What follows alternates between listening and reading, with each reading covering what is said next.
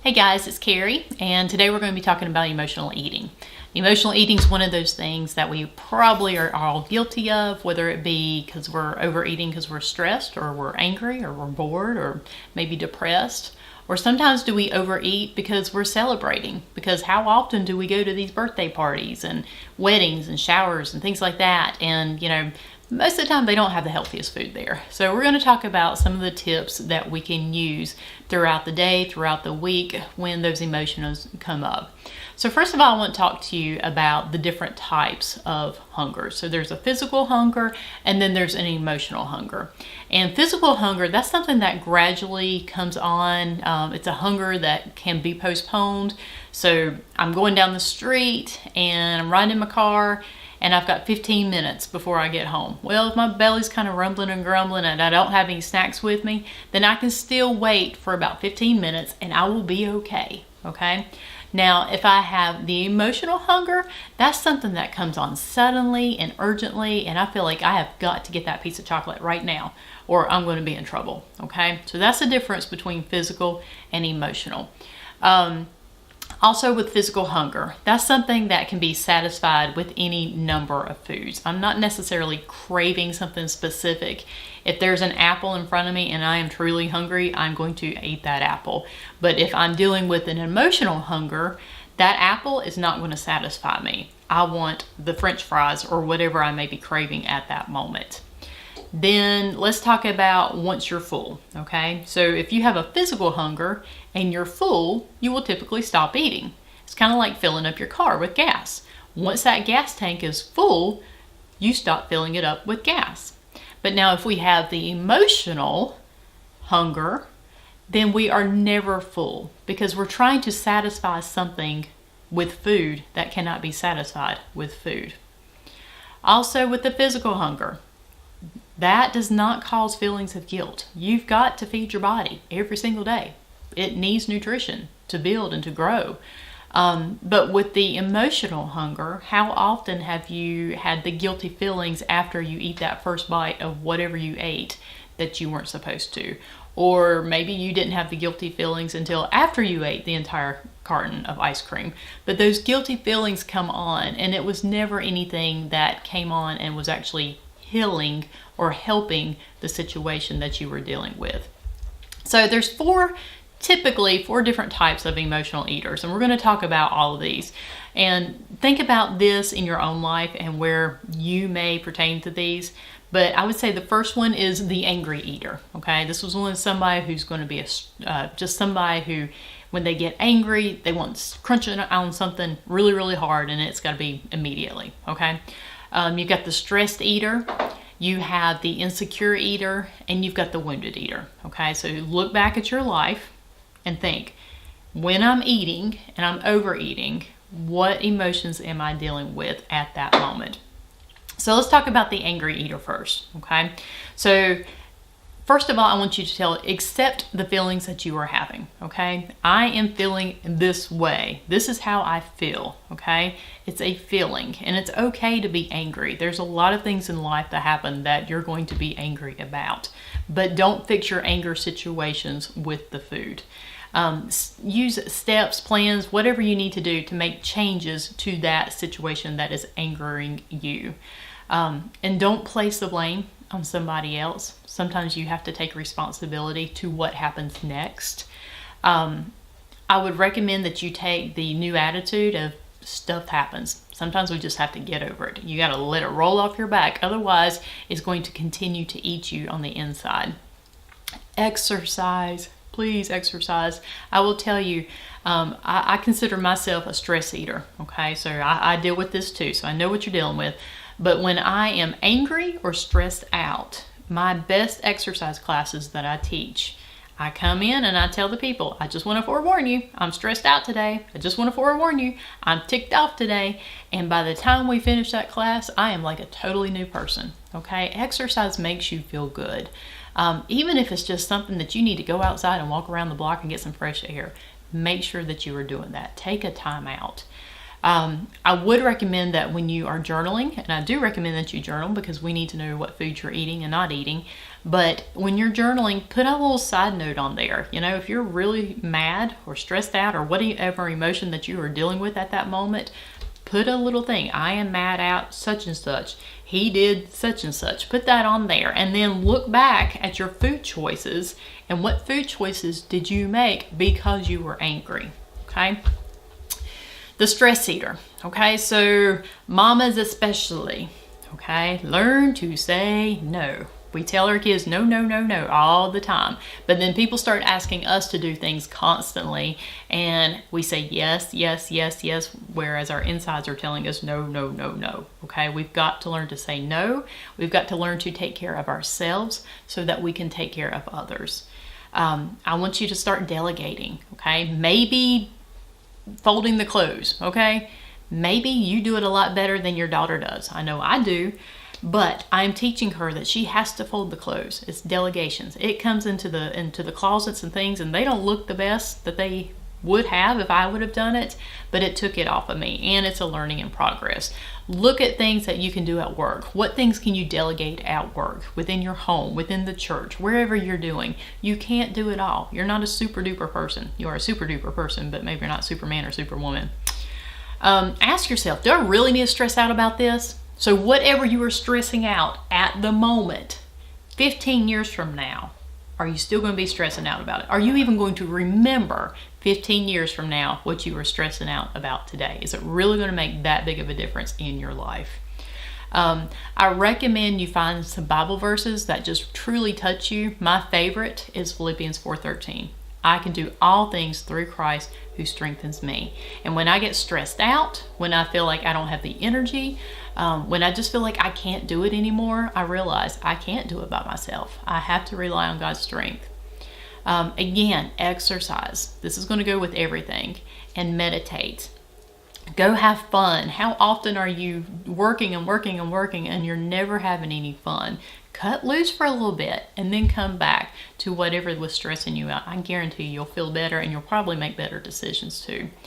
And learn to prevent your stresses. You know, if going to not having the right foods at the right time is stressing you out, then you've got to learn to prep. You've got to learn to do that. Yes, it's going to take you a little bit of time, but it will prevent your future mistakes that you may be making with your foods.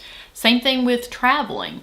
If you're one of those people that you always get to class, work, wherever you're going 5 and 10 minutes late, then you need to prevent that. How? By leaving early, and then you're not going to be so stressed out with those. Then you have the insecure eater.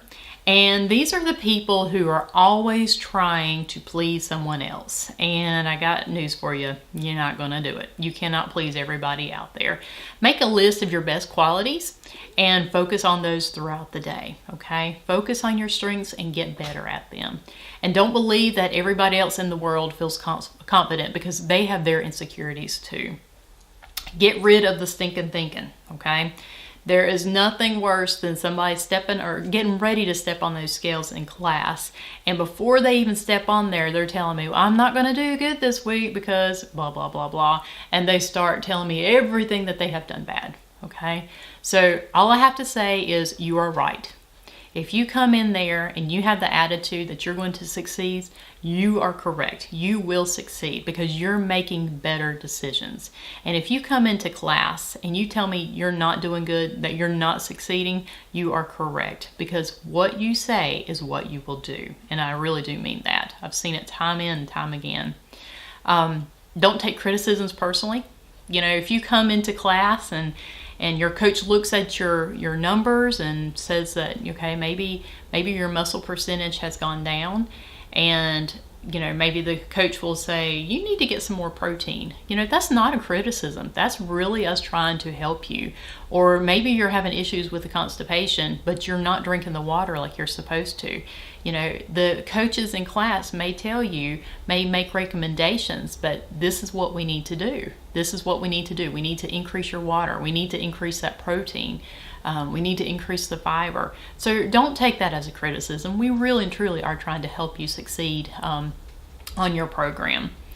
Go find someone, whether a friend, family, whoever it may be, that you can talk to about your insecurities. Find that support system that you can go to on a daily basis.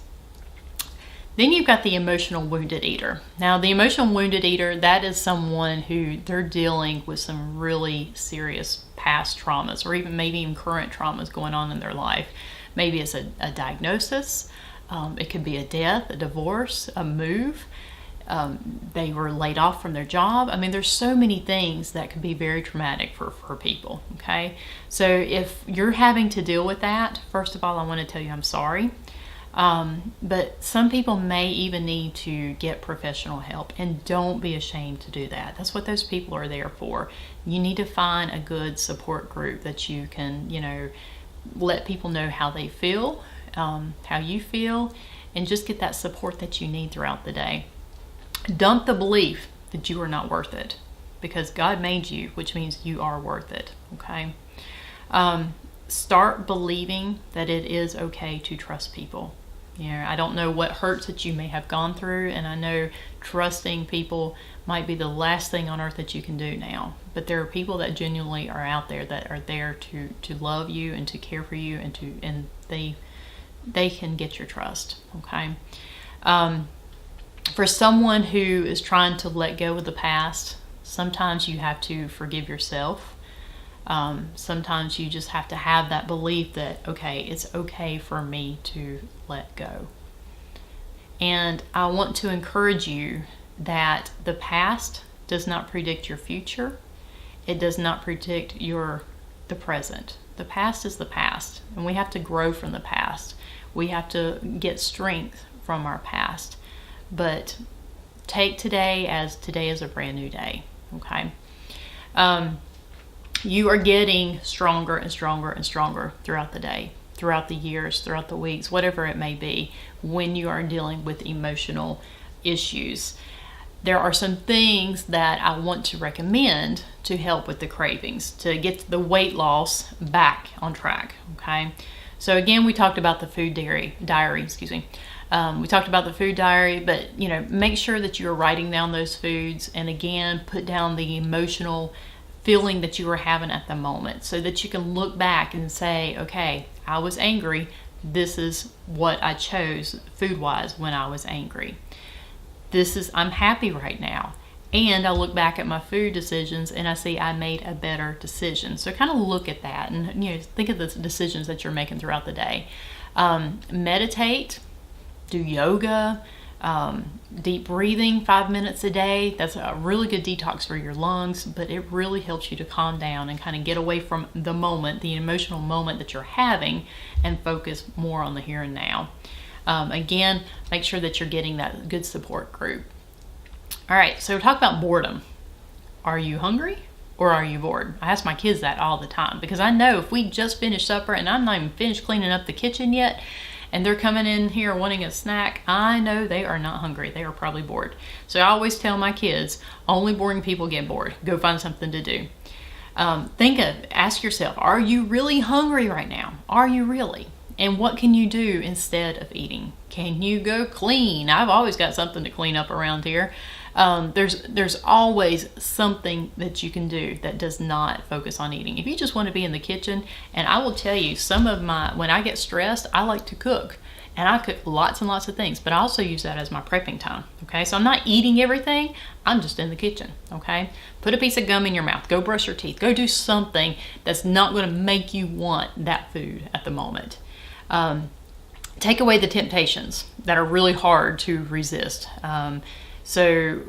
Several classes ago, I had a lady in class, and she was going through a very emotional time, a very serious time. And she told me that one day she took her jar of peanut butter. It was not approved. It was not PB2. She went in her closet and she cried, and she ate a whole container of peanut butter. Okay, that's sad. Okay. We need to be able to take those temptations out of the home, so that when we have to deal with things, that's not what we grab at first. If I had the powdered peanut butter and I ate the whole jar of that, I'd have to do a lot of work in the process of getting all that PB2 into my body, and there would be less calories. So that would have been a better decision.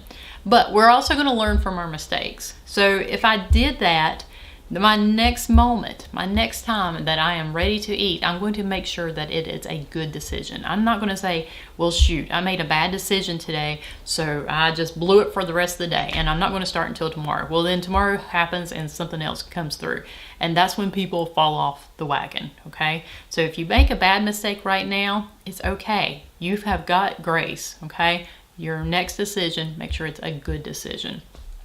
Also, when you're grocery shopping, do not go grocery shopping when you are mad or stressed out or anything like that, because the emotions are what are making the decisions in your grocery cart. So make sure that you are grocery shopping, doing the perimeter of the grocery store. That's going to be your healthiest choices as far as foods are concerned. Don't deprive yourselves of food. Just learn to make it the healthier way, okay? Remember, this is a lifestyle journey. We're taking old foods that we used to do all the time and we're making them healthier so that we're not depriving ourselves of foods that we've always loved. It's just made with better ingredients, okay? Learn to look at foods and say, is this going to hurt me or is this going to heal me? And if it's going to hurt me and I'm dealing with an emotional situation at the same time, that's a double slap in the face. I need to make sure that I'm making healthy decisions with healthy foods. Get a variety of foods to help curb your cravings. I think this is really, really important. If I've got lots of things available, then I can just grab and go. But if I don't have things that are prepped ahead of time, then I tend to make bad decisions. And that includes with your healthy snacks too. So don't be afraid of the mistakes and the setbacks that you're going to have, because I guarantee you, you will have them. We all do. But realize that sometimes those are going to be your best teachers and you're going to learn from those. Forgive yourself right now and you start fresh today, not tomorrow, today. And then start just doing that. Make good decisions. All right. Y'all have a great day and we will talk to you later.